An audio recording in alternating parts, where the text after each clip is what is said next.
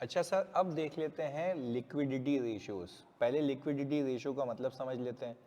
Liquidity ratio basically talks about कि आपके पास कितना दस्ती पैसा होगा अपनी करंट लायबिलिटी सेटल करने के लिए। तो जाहिर सी बात है, अगर आपको अपनी करंट लायबिलिटी सेटल करनी है तो आपके पास उतने सफिशिएंट करंट एसेट्स होने चाहिए जो कि 1 साल के अंदर अंदर रियलाइज हो जाएंगे। तो कंपनीज की मैनेजमेंट क्या कर रही होती है, ये मैपिंग करके चल रही होती है कि यार मेरे पास जो करंट एसेट्स हैं, मेरी लायबिलिटीज भी कंट्रोल में रहें।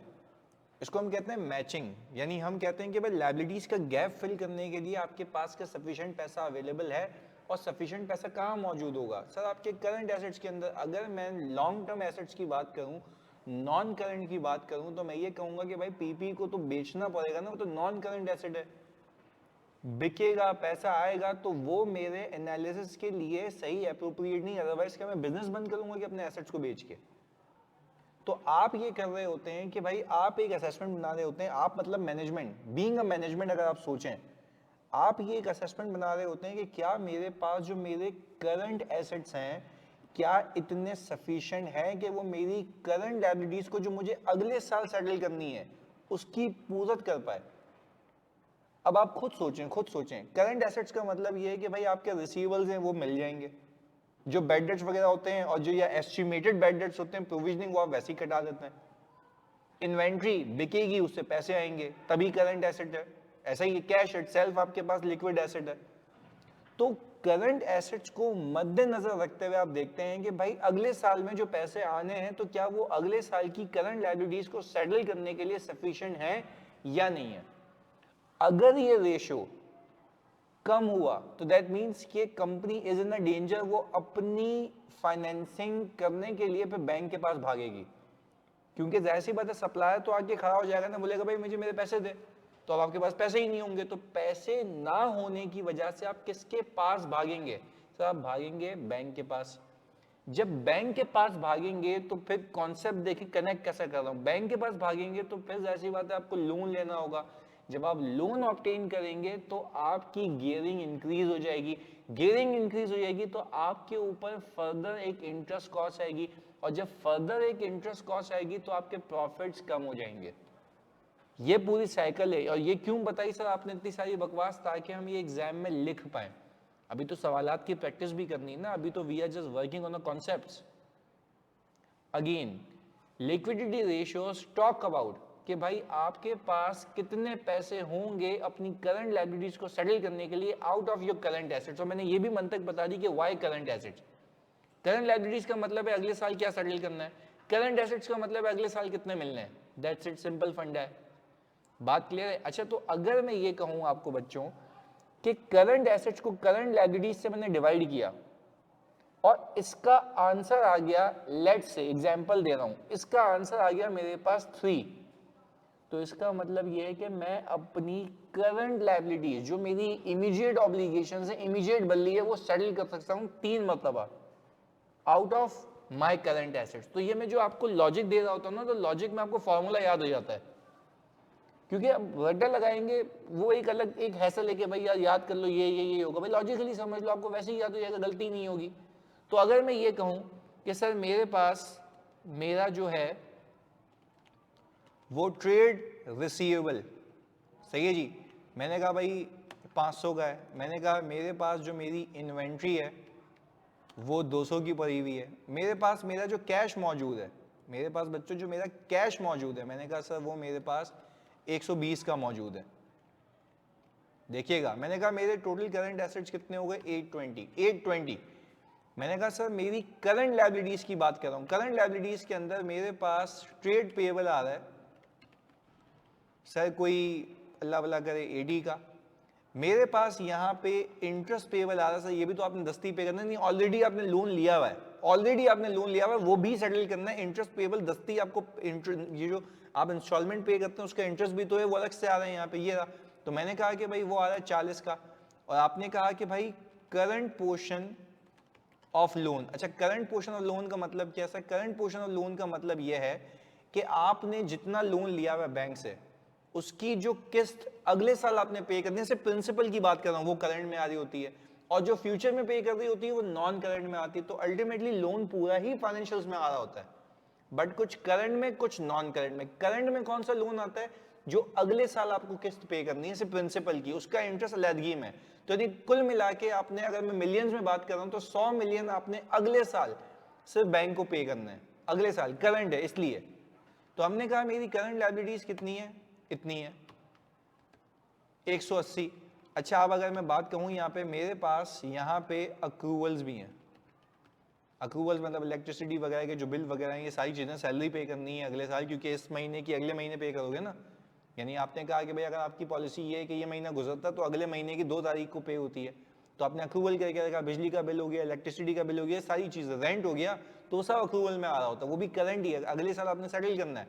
तो हमने कहा वो कुल मिला के हो गया हमारे पास 240, तो ये 420 हो गया। अच्छा, अब मैंने कहा कि अब अगर मैं करंट एसेट्स में से माइनस कर दूं या डिवाइड कर दूं करंट लायबिलिटीज, तो मैंने कहा कि भाई करंट एसेट्स मेरे कितने हैं भाई 820 के, करंट लायबिलिटीज कितनी है 420 की। तो मैंने कहा कि सर यहां पर ये जो रेशो आ रहा है, ये आ रहा है 1.95 का, यानी मैं 1.95 टाइम्स अपनी लायबिलिटी सेटल कर सकता हूं out of my current assets. Bank के पास जाने की नीड नहीं है, बैंक के पास जाने की नीड नहीं है। और ये क्यों कर रहा हूं मैं, क्योंकि ये चेक कर रहा हूं कि क्या मेरे पास इतनी लिक्विडिटी, इतना सही सफिशिएंट कैश मौजूद होगा कि मैं ये बल्ली सेटल कर पाऊं। नहीं तो अलार्मिंग बात है। तो सर ये रेशियो कौन देख रहा होता है, बैंक भी देख रहा होता है, मैनेजमेंट भी देख रहा होता है। बैंक इसलिए देख रहा होता है उसको पैसे चाहिए, मैनेजमेंट इसको क्यों देख रही होती है, उसको पैसे देने। तो इसको हम कहते हैं कि लायबिलिटीज के गैप को ब्रिज करने के लिए इस रेशियो पे नजर रखी जाती है, और बैंक या कंपनी अपनी प्लानिंग अकॉर्डिंगली कर रहा होता है। तो जो बैंक आपको लोन देता है ना, तो बैंक आपको लोन देते वक्त ये कहता है कि बेटा तुझे रेशियो मेंटेन करना है डेट टू इक्विटी का, ऐसा तो नहीं है बाकी भी डेट ले आओगे। अच्छा, वो कहता है अगर तुमने रेशियो ब्रीच किया ना, सारे पैसे दस्ती मांग लूंगा, गई कंपनी बाहर में तुम्हारी, सारे एसेट बेचने पड़ जाएंगे तुम्हें। तो इसमें छेड़खानी नहीं करना, इसलिए कंपनी पर फोकस भी कर रही होती है उसके ऊपर। बात क्लियर है। तो सर ये तो हो गया आपका लिक्विडिटी रेशियो के अंदर करंट रेशियो। और करंट रेशियो क्यों कहते हैं, क्योंकि आप कहते हैं कि भाई अगले साल जो करंटली आपको पे करना है out of your current assets, वो पे करने की इस्तेताद है या नहीं है। तो करंट रेशियो का फॉर्मूला क्या है, current assets divided by current liabilities. आए जी इसको देखते हैं। हमने ये कहा कि सर अगर मैं ये कहूं आपको लिक्विडिटी रेशियो के अंदर कि मैनेजमेंट और लैंडर दोनों उस पर फोकस करेंगे। हमने कहा लिक्विडिटी रेशियोज के अंदर आप ये कह रहे हैं cash and convertible into cash assets, जैसे मैंने रिसीवेबल का, to meet the payment obligation, यही मैंने आपको डेफिनेशन बताई। हमने कहा करंट रेशियो का फॉर्मूला है current assets over current liabilities. ये बताता है कि अगर सब पेबल आज देने हो तो कंपनी की क्या सिचुएशन होगी। अब करंटली अगर सेटल करना चाहता हूं तो it is measured as reserve for payment available for every 1 rupee liability. वही बात कह रहा है कि ये बता ही रहा होता है कि हर 1 रुपए की लायबिलिटी सेटल करने के लिए आपके पास क्या पैसा है या नहीं है। तो आइडियल 2 है, क्योंकि एटलीस्ट इतना तो रखो कि 2 मरतबा सेटल कर सको कि अनसर्टेन सिचुएशन आ जाए, ज्यादा लायबिलिटी आ जाए। सही जी, मतलब हर 1 रुपए की लायबिलिटी के सेटल करने के लिए कंपनी के पास 2 रुपए अवेलेबल है। एक एक्सेस रखना है, एक एक्सेस रखना है। अच्छा सर, अब जैसे बच्चे जब पेपर में बैठेंगे तो सर ये 5 आ गया तो ये तो बहुत अच्छा होगा। 5 आ गया तो अच्छा नहीं है, आप बेवकूफ हैं। आपने अपने पैसे बिला वजह फंसा के रखे हैं, आप इसको इन्वेस्ट कर दें। तो ऐसा भी नहीं है कि जो आया करंट में डाल दिया, रेशियो अच्छा करना है मेरे को, मैनेजमेंट को बताना है, गालियां देगा बॉस। तो आपने बस सोच समझ के प्लानिंग करनी होती है बीइंग अ मैनेजमेंट, कि भाई आप अगर इसको लेके चल रहे हैं तो इतना रखें कि 2 मरतबा सेटल हो जाए, 1.5 हो जाए, आइडियल 2 होता है। पर ऐसा नहीं है 5 पे लेके बैठे हुए और चौड़े होके बोल रहे हो आप देखो तुम्हारे भाई ने कैसा करंट रेशियो मेंटेन किया। भाई बेवकूफ हो तुमने अपने पैसे फंसाए हुए, उसको इन्वेस्ट करो, उतने रखो जितने रखने चाहिए। This is called working capital management. Working capital मतलब बिजनेस का जो पैसा है जो आ जा रहा है आपके पास, उसकी मैनेजमेंट। याद है मैंने सिखाया था कैश फ्लो के अंदर working capital, receivable, payable, inventory, वो सारी चीजें। तो how you manage that is your business sense. बात क्लियर है। अच्छा भाई, हमने कहा कंसिडरेशंस क्या है, कंसिडरेशंस क्या है एग्जाम के अंदर, चेंजेस ओवर टाइम। अगर आप यहाँ पे देखें 2 कंपनीज का डेटा मैंने आपको दिया है, कंपनी ए और कंपनी बी। अच्छा 2019 से लेके 22 तक देखें, कंपनी ए 2.1 से 3.2 पे गई है, फिर 1.8 पाई है, फिर 2.9 पे गई है, जबकि कंपनी बी 1.4, 1.6, 1.5, और 1.8। तो सर अगर आप दोनों कंपनीज के कंपैरिजन में देखें तो company A is better than company be in terms of liquidity, क्योंकि उसने मेजॉरिटी ऑफ द टाइम अपना रेशियो 2 से ऊपर ही रखा है या 2 रखा है। बात क्लियर है। और सर एक और कंसिडरेशन ये होती है कि लिक्विडिटी ऑफ अदर कंपनीज, यानी इसी नौयत की दूसरी कंपनीज ने कितनी लिक्विडिटी। अब लेट्स से अगर मैं कहूँ एक मैन्युफैक्चरिंग कंसर्न है, एक मैन्युफैक्चरिंग कंसर्न है, तो मैन्युफैक्चरिंग कंसर्न्स के अंदर आप फोकस करेंगे तो आपको पता लगेगा कि वहां पे आपका जो डेट होता है, आपकी जो इन्वेंट्री होती है वो ज्यादा होती है, तो this ratio will tend to increase. अब बाकी कंपनीज को भी देखते हुए चलना है कि भाई बाकी कंपनीज क्या कर रही हैं as compare to our company या हमारी कंपनी। बात क्लियर है। तो आपको इंडस्ट्री का डेटा गिवन होगा, तो आपने एक तो दूसरी कंपनी से मैच करना है, इंडस्ट्री से मैच करना है, तो वो सारी चीजें। इंडस्ट्री एवरेज, अच्छा इंडस्ट्री एवरेज का मतलब होता है कि तमाम उस, जैसे फॉर एग्जांपल अगर एक मैन्युफैक्चरिंग फार्मा कंपनी, तो फार्मा इंडस्ट्री में तमाम फार्मा कंपनी का एवरेज। तो ये क्या होता है, ये पैकरा की साइड के ऊपर रेशियोज गिवन होते हैं, मार्केट रिसर्च गिवन होती है, जहां पे सब पता लग रहा होता है। बात क्लियर है। तो आप यहाँ पे देखें फोकस के साथ, आपको देखेगा कि करंट रेशियोज के अंदर कंपनी ए 1.5 है, 1.7 है, फिर 1.8 है और फिर 2.1 है। और अगर मैं इंडस्ट्री देखूं तो इंडस्ट्री के अंदर 2.1 है, 1.7 है, 1.8 है और 2 है। तो अगर मैं 2019 में देखूं तो मैं इंडस्ट्री से नीचे था। 2020 में देखूं तो आप 2020 में देखें 1.7 1.8 पार था, मैं इंडस्ट्री के मुकाबले में था। 2021 में देखूं तो 1.8 था, और 2022 में देखूं तो मैं 2.1 पे था, इंडस्ट्री 2 पे थी। यानी इंडस्ट्री का एवरेज का मतलब यह है कि तमाम कंपनीज का एवरेज, यानी अगर मैंने 10 कंपनियां से इंडस्ट्री में 10 फार्मा कंपनी 10 की 10 का सम किया, डिवाइड बाय 10 कर दिया रेशियो का, तो एक एवरेज रेशियो आ गया। तो अगर मैं इंडस्ट्री के मुकाबले में भी सही चल रहा हूं तो मतलब मैं अच्छा परफॉर्म कर रहा हूं। बात क्लियर है। तो समझने का मतलब यह है कि आप ये करंट रेशियो इसलिए निकालते हैं कि आपको ये देखना होता है कि भाई क्या मैं अपनी करंट लायबिलिटीज सेटल करने के लायक हूं भी या नहीं हूं out of my current assets. और ये अच्छा है या बुरा है ये कैसे पता लगेगा, भाई आप ट्रेंड्स ओवर टाइम देखें कि आपने ग्रेजुअली इंप्रूव किया है, क्या किया है। इंडस्ट्री से कंपेयर करें, दूसरी कंपनी से कंपेयर करें जो कि इसी सेक्टर में मौजूद है। बात क्लियर है। तो ये तो हो गई करंट रेशियो की बात। पर अब वो कहता है कि करंट रेशियो में एक बेसिक सा मसला है, वो क्या जरा भी डिस्कस करता हूं तुमसे। वो कहता है करंट रेशियो के अंदर मसला ये है जो मैं हाईलाइट कर रहा हूं अभी, पहले इसको कॉपी कर लूं मैं। वो कहता है करंट रेशियो के अंदर जो मसला है ना, वो एक तो ये है और ये है। जो प्रीपेड है ना, प्रीपेड, ये आपके पैसे थोड़ी ना, ये तो आपने प्रीपेड, ये तो एक्सपेंस में कन्वर्ट होंगे। मैं लिख रहा हूं to be converted to expense, ये तो एक्सपेंस में कन्वर्ट होंगे मेरा भाई। ये तो चलो करंट एसेट्स में तो देख रहे हो कि करंट एसेट्स में से कितना सेटल कर सकता हूं, पर ये तो वेक फिगर थी, इसमें प्रीपेड भी हो सकता है। तो फिर ये डिसीजन डिस्टॉर्ट हो रहा है, क्योंकि आप तो कह रहे हैं कि मेरे पास इतने करंट एसेट्स मौजूद हैं कि मेरी करंट लायबिलिटीज को सेटल कर सकते हैं, पर प्रीपेड पे पैसा तो नहीं आएगा, उल्टा पैसा जा चुका है, वो तो एक्सपेंस में कन्वर्ट होगा। तो इसको सॉर्ट आउट करने के लिए, यानी इसके लिए भी एक रेशियो निकाला गया कि अगर आपको अच्छे से लिक्विडिटी पोजीशन देखनी है तो फिर क्या करेंगे। लिक्विडिटी पोजीशन मतलब आपकी जो सेटलमेंट की पोजीशन, कि आप क्या सेटल करने के लायक हैं या नहीं है। अच्छा इन्वेंट्री हो सकता है ना बिके, हो सकता है ना बिके, क्योंकि देखें इन्वेंट्री, देखो बात समझिएगा, लिक्विडिटी का मतलब है दस्ती पैसा अवेलेबल होना। तो एक तो एनालिसिस ये है कि मैंने करंट रेशियो निकाल लिया, पर वो कह रहा है कि यार करंट रेशियो के अंदर दो मसले हैं। इन्वेंट्री पहले बिकेगी तो रिसीवेबल में जाएगी, फिर रिसीवेबल से कैश आएगा। तो आपकी अगर परफेक्ट लिक्विडिटी आपने निकालनी है तो वो कहता है करंट रेशियो की जगह आप निकाल लें लिक्विड रेशियो या एसेट टेस्ट रेशियो। इन दोनों का नाम इंटरचेंजेबली यूज होता है। लिक्विड रेशियो कह लो या कह लो एसिड टेस्ट रेशियो, ये इसका नाम है। अच्छा लिक्विड रेशियो के अंदर आप करंट एसेट्स में से सॉर्ट ऑफ माइनस कर देते हैं इन्वेंट्री।